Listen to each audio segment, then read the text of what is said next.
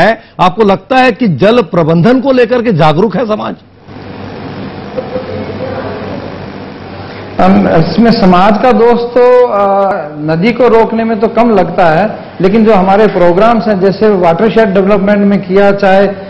Politician ने slogan दिया कि खेत का पानी खेत में, गांव का पानी गांव में, तो हमने बहुत सारे एनीकट्स बना दिए, बहुत सारे अवरुद्ध खड़े कर दिए पानी के जो नदियों में जाने के लिए, तो उसके कारण पानी नहीं जा रहा। जो समाज जो रोक रहा है, पानी का प्रयोग कर रहा है, तो वो ज्यादातर कृषि में कर रहा है। अगर 85% पानी कृषि में जाता है तो वो तिवारी जी, आप भोपाल में तिवारी जी हमारे साथ है। तिवारी जी, आपको क्या लगता है कि जो जल प्रदूषण की स्थिति है, खास तौर पर अगर हम नदी प्रदूषण की बात करें, तो मोटे तौर पर वो कौन से कारण हैं जो नदियों को प्रदूषित कर रहे हैं? देखिए, पहला तो औद्योगिकीकरण है। नदियों के किनारे जो बड़े बड़े उद्योग बने हुए हैं, उनको सबसे आसान जो एक समझ में आती है बात, आउटलेट सीधे नदी में छोड़ देते हैं बिना किसी ट्रीटमेंट के। दिखाते जरूर हैं रिपोर्ट के अंदर कि हमने ये प्लांट लगाया हुआ है और इस ट्रीटमेंट के बाद ही हम इसको बाहर छोड़ेंगे। शुरू में हो भी सकता है कि ऐसा होता हो, लेकिन बाद में ये देखने में आता है कि इंस्ट्रूमेंट जो भी उनके उपकरण रहते हैं वो काम करना बंद कर देते हैं, और इसका जो परिणति होती है, जब नदी के अंदर, नदी का अपना एक तंत्र होता है और उस तंत्र में जो भी बायोडाइवर्सिटी रहती है, जब वो मछलियां मरना शुरू होती हैं, तब लोगों को एक मोटे तौर पर आमजन वैज्ञानिक नहीं होता है, लेकिन ग्रामीण जन तब अनुमान लगाता है कि ये नदी प्रदूषित हो गई है और जो जीवन देने का काम करती है, और वो कहीं ना कहीं, चाहे वो एग्रीकल्चर के माध्यम से, नदी से भी हम सीधे के सीधे, आप लोगों ने देखा हो गांव में सीधे पानी जो लेते हैं, तो थ्रू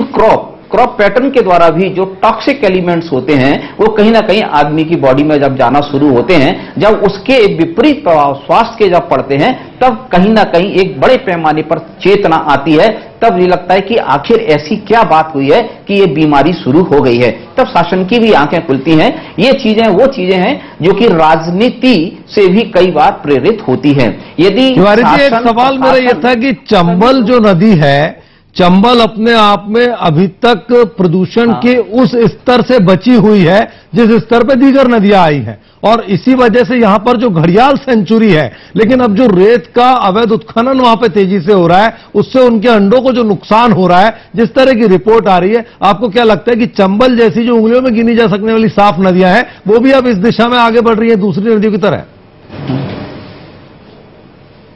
देखिए, मैंने आपको बताया, नदी का अपना एक तंत्र होता है, अपना एक विकास होता है, उनका एक सिस्टम होता है, और जब भी हम उसको बाधित करेंगे, किसी भी तरीके से करें, चाहे रेत को निकाल के करें या उसको डाइवर्ट करके करें या उसमें कोई पानी डाल के, तो उसमें निस्संदेह कहीं ना कहीं उसकी पीएच वैल्यू जिसको हम कहते हैं वो प्रभावित होती है। और जो आपने चंबल की जो विशेष बात कही है, जहां घड़ियाल की जो बात हो रही है,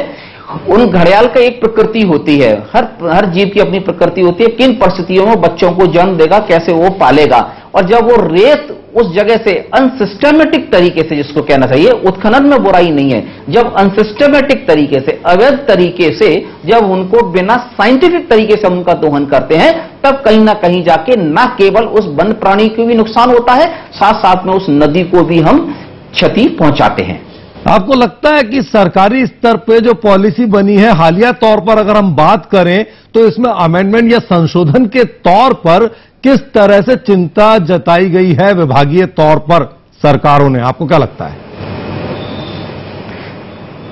देखिए, चिंता सिर्फ चिंता के लिए जताई जाती है, ये सब लोग देख रहे हैं,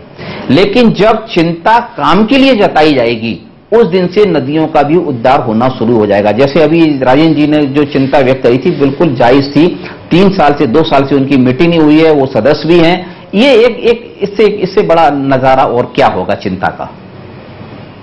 निश्चित तौर पे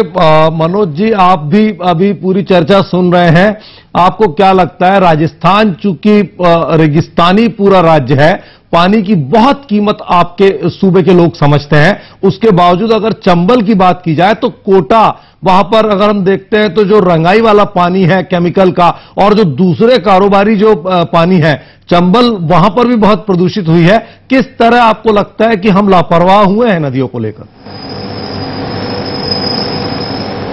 नदियों को लेके जो चंबल हुई है,